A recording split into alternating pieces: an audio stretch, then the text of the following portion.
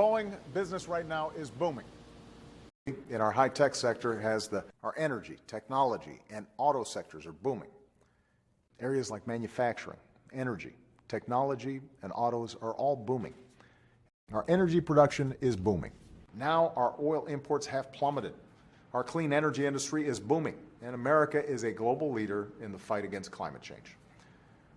We're announcing today will help more banks. Modern technology to do that, and they've got a real sound booming strategy. Folks in the trades right now who were doing well when the housing market was booming have been devastated over the last couple of years, and so I'm assuming that ideas like infrastructure are ones that would garner strong support from your members. For those of you who recall, the economy was booming, and wealthy people were getting wealthier. Think of Dr. King. His booming voice across this mall, calling on America to make freedom a reality for all of God's children.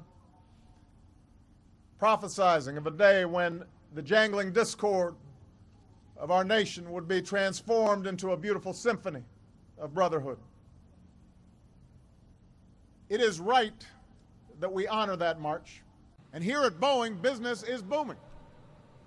So American oil is booming. And they are booming and expanding. American energy is booming. American energy is booming.